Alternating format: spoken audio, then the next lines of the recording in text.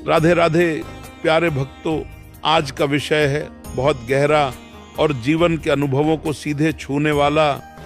जब लोग हमें समझे नहीं तब अपने दुख को किसी को मत बताओ, चुपचाप सहो। भजन प्रेमियों, जीवन में कभी कभी ऐसे लोग मिलते हैं जो हमारे दुख को नहीं समझते बल्कि उससे कमतर आंकते हैं या फिर उसकी निंदा करने लगते हैं। ऐसे समय में मन टूटता है। कानूनी शब्दों में नहीं बयां किया जा सकता, पर हमारा पहला पाठ, हमारी प्रतिक्रिया यह नहीं होनी चाहिए कि हम चीखें, टूटें, बल्कि हमें शांति से अपने भीतर की परीक्षा, अपने भीतर का धीर मजबूती से सामना करना चाहिए। एक जीवन दर्शन कथा से समझो। एक साधक था, उसकी पत्नी घर छोड़कर चली गई और समाज में लोग उसका मजाक उड़ाने लगे। दुख था, पर उसने अपने उस दर्द को किसी से बयान नहीं किया। वह बाहर से मुस्कुराता रहा, भीतर से खुद को संभालता रहा। कुछ दिनों बाद एक संत आए। उन्होंने उसकी आत्मा को देखा और समझ गए कि यह आत्मा इतनी मजबूत है कि सारी विपत्तियां झेल सकती है, और वहीं से वह साधक आत्मिक गुरु बनकर उभरा। यही है चुपचाप सहने का वास्तविक सामर्थ्य। शास्त्रों में तितिक्षा, धैर्य और संयम की जो महिमा कही गई है, वही हमें ऐसी परिस्थितियों में जीवंत कर देती है। तितिक्षा का अर्थ है अत्यंत कठिन स्थितियों में भी मानव धर्म नहीं खोना। यह कोई कमजोरी नहीं, यह आत्मशक्ति की पहचान है। दूसरे उदाहरण में, गीता में अर्जुन जब भ्रमित हो गए थे, कृष्ण जी ने आदेश नहीं दिए कि तुम हंस दो, बल्कि कहा शांत रहो, अपने भीतर झांको, तब तुम्हें उत्तर मिलेगा। यानी हमें भी चाहिए दुख के समय में धैर्य से भीतर झांकना, आत्मज्ञान प्राप्त करना। आज की दुनिया में यह बहुत दुर्लभ गुण हो गया है।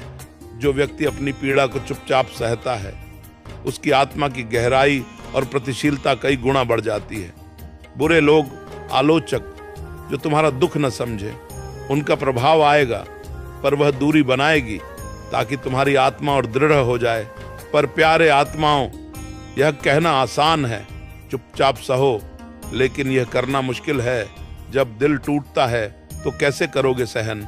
यहाँ कुछ ज्योतिर्मय गहन मार्ग हैं जो महाराज जी की शैली में भावुक, सरल, गहराई वाले प्रस्तुत हो रहे हैं।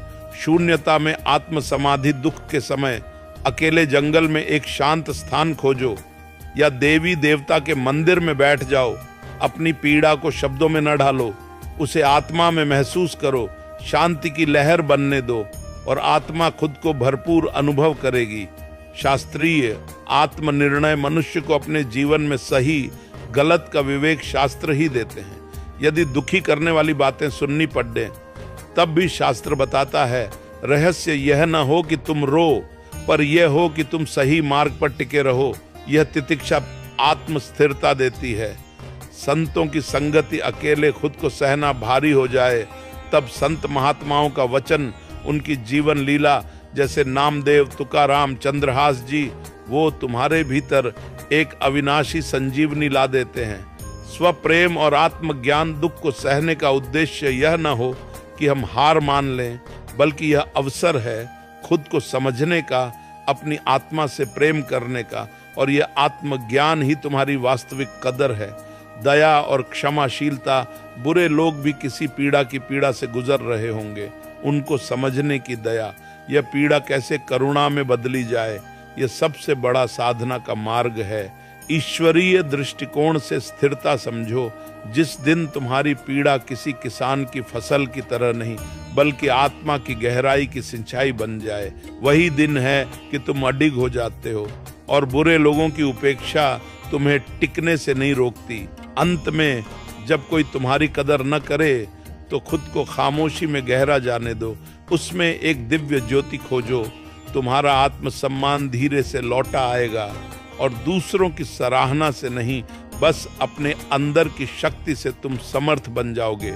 आओ अब सब साथ मिलकर संकल्प करें, हम अपनी पीड़ा को शब्दों में नहीं, भीतर की शांति में डालेंगे और अपनी आत्मा को सर्वोच्च पहचान देंगे। राधे राधे। जय श्री कृष्ण।